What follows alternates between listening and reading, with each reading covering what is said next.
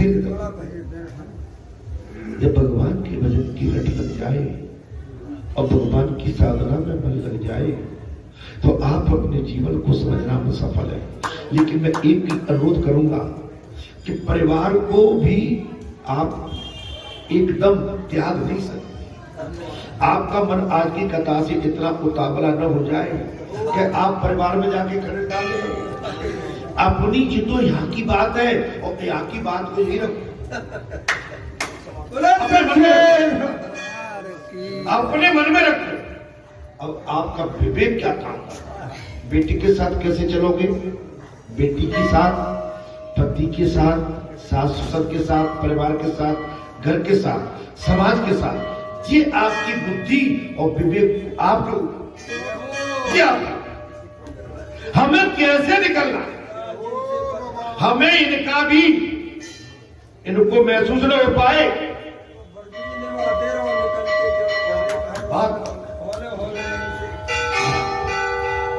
अगर आपने घर परिवार से वो कर दिया तो भैया तुम्हारे अंदर गड़बड़ रोज की दांती में हो, तुम्हारी पूजा पाठ में भी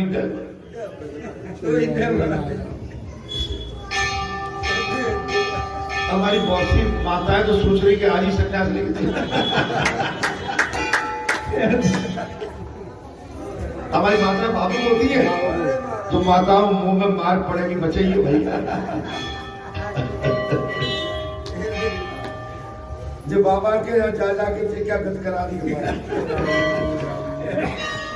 अब अपने घर वालों को मेरा आपसे अनुरोध वही है, जैसे तुम्हारा बाबा भी घर में रहता है कि नहीं रहता,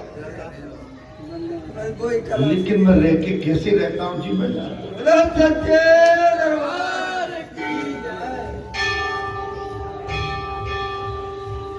अगर इससे भी हम अगर इसको भी हमने त्यागा। देखिए बात, आज आपका परिवार है, आप परिवार को आसानी से माने उसको बेसहारे नहीं छोड़ सकते। पढ़ाइए लिखाइए, शादी ब्याह करिए, इसके बाद आगे की बात है। अब चलो बच्चे लग गए, बेटियां चली गई, जो हो गया वो हो गया, अब पति पत्नी रहे तो आप अपनी पत्नी को किसके सहारे छोड़ोगे? या पत्नी अपने पति को किसके सहारे छोड़ोगे? अनसुईया महाराज, अगस्त ऋषि, गौतम ऋषि, ये भी तो महर्षि थे। अपनी धर्म पत्नियों के साथ रह के इन्होंने साथ ना गलत मार्ग में निकली। बेटा बच्चों में आपका वो सेवक हूं, मैं आपको गलत मार्ग की शिक्षा कभी, जिससे आपका परिवार न टूट पाए। अगर परिवार भी मेरी बात से टूटा तो ये दोष भी मुझे लग जाए। आप भी सुरक्षित रहे, आपका परिवार भी सुरक्षित रहे और आपका धर्म भी सुरक्षित रहे।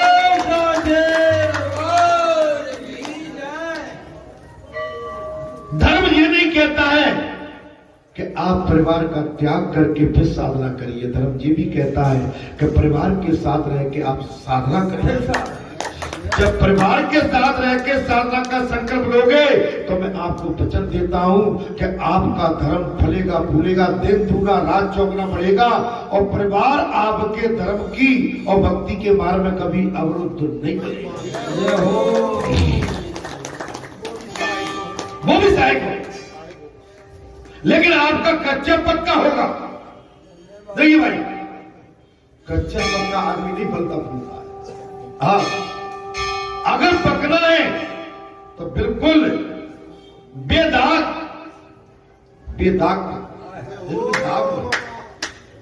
मैं सवेरे से तिलाक में हटा देता हूँ, जो मेरे पास रखता है, जो कुछ ऐसे दगीले रख देता मैं अलग कर देता हूँ। ये होगा मेरे पास फल स्वच्छ बेदाग, हमारी माला बेदाग, हमारा प्रसाद नहीं भाई, हमारा भाव है बेदाग।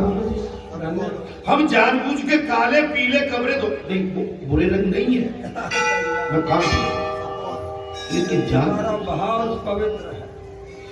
आप जल, देखिए जल एक, आप गंगा जल भी है और एक सरोवर का जल है, लेकिन गंगा जल पवित्र है।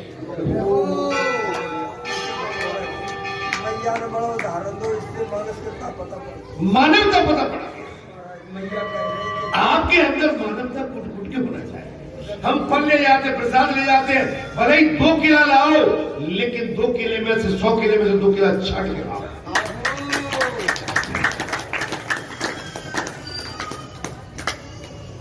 जी नहीं, किसान कैसी नाई के अखबारों बच्चों दर्द दे बोल मालूम फटेगी पड़ेगी तो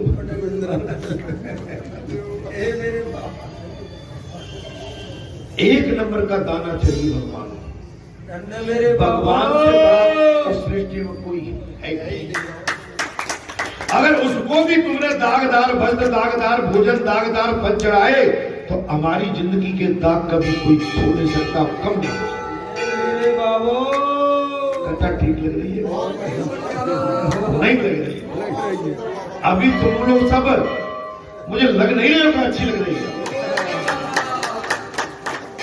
अच्छा, इतनी धुलाई सफाई होती है, बड़ी देर में तुम्हारे मन शुद्ध हो पाते हैं।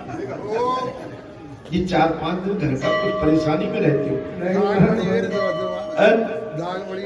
बड़ी नहीं बेटा, तुम तो मीरा हो, मेरे बाबा, अनुप्रिया हो, सती सावित्री हो, सीते हो, राधे हो, और ये हमारी माताएं कौशल्या हैं, सुमित्रा है, और मैं एक नाम नहीं लूंगा। आप सभी परिपक्व हैं, और हमारे भाई सभी अनुज लक्ष्मण है, राम है, दशरथ है, बड़े जनक है, और हमारे वशिष्ठ भी बैठे हैं, और विश्वामित्र भी, अगस्त्य सब बैठे हैं। यहाँ सभी की टोली है, सभी की टोली। यहाँ अंगद भी है, अरवंत भी है, जामवंत भी है, अरे नल है, नील है, अंगद है। बोलो महाराजी धाम। अब केदार सिंह को, इनको नल नील कहते थे। अब एक जोड़ी हमारे बीच के केदार सिंह, आपके बीच के श्रद्धालु, आस्थालु है ना, और हमारे बीच में आदराम थे, ढोलक बजाते थे बीच में।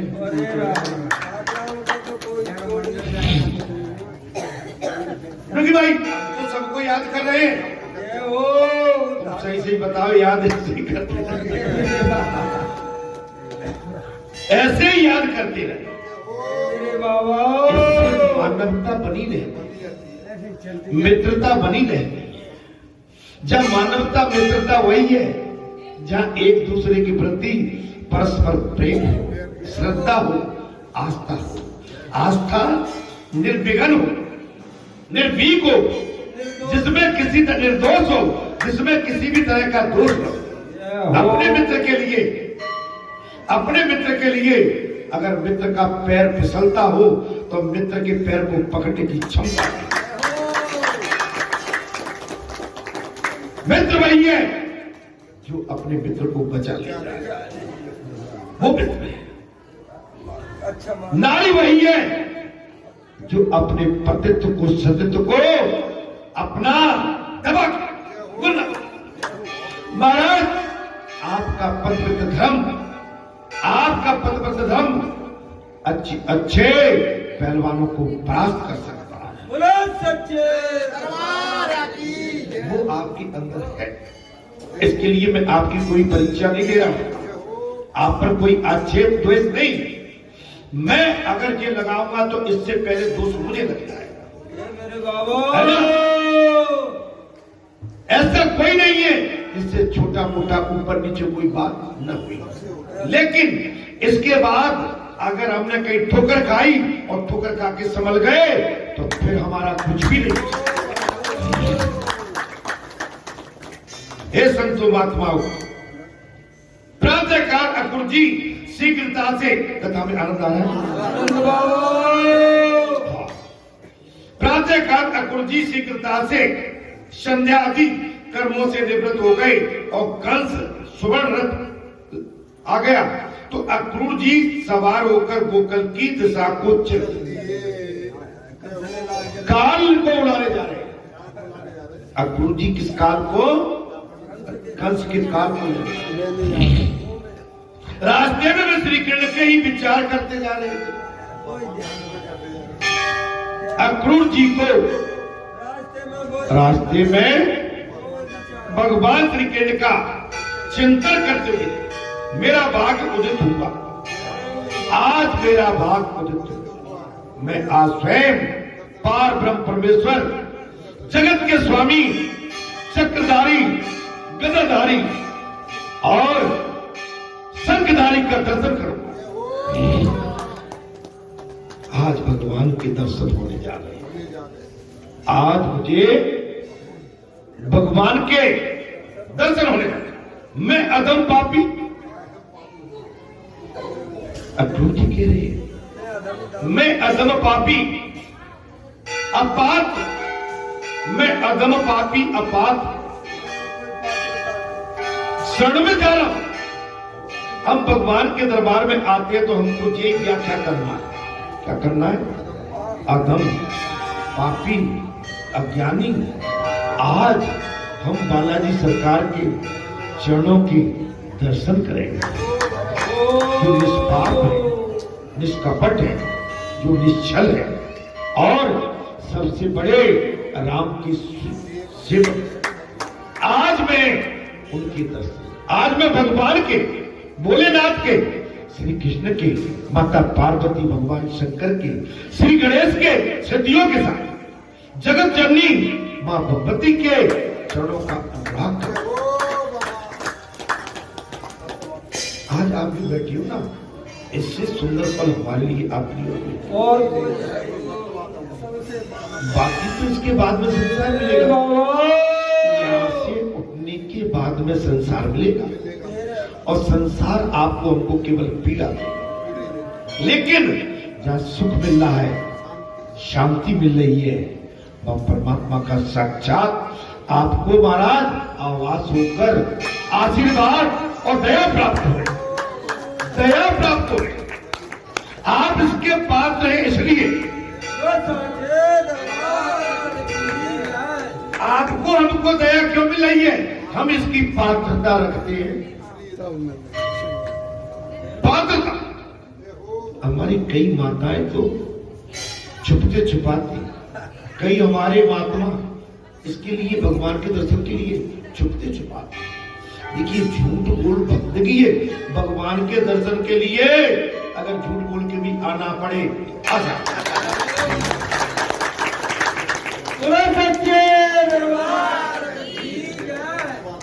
तो एक कोई गाना था ना, मैं तुमसे मिलने आई, मंदिर जाने के बाद बाबुल से झूठ बोली, सबसे झूठ बोली। वो कहते, वो बोली तू झूठ कहाँ बोली?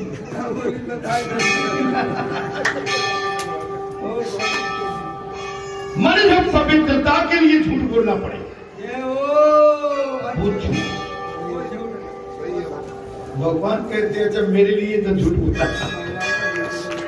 लेकिन भगवान के दर्शन के बहाने अगर आप संसार में कहीं आदमखोरी करते हो, मारे भगवान की आड़ लेके बोले बालाजी धाम जा रहे हैं, लेकिन कहीं किसी गाड़ी पे बैठ के कहीं अलग घूम रहे हैं, हो मेरे बाबा, कोई मूवी देख रहे हो, इधर उधर भटके हो, तो महाराज फिर भगवान नहीं छोड़ेंगे। फिर तो भगवान की गदा आपके पास है। फिर तो गदा आशीर्वाद। सौभाग्यवती खुश रहिए। आशीर्वाद, मेरी बात को समझ लेते, जल्दी कर बेटे। आशीर्वाद, आशीर्वाद, ढेर सारा आशीर्वाद। इसलिए झूठ मत, झूठ से भगवान को महाराज। अब जी तो गुरु को क्या, गुरु वो क्या जो अपने शिष्य शिष्या को न पहचाने।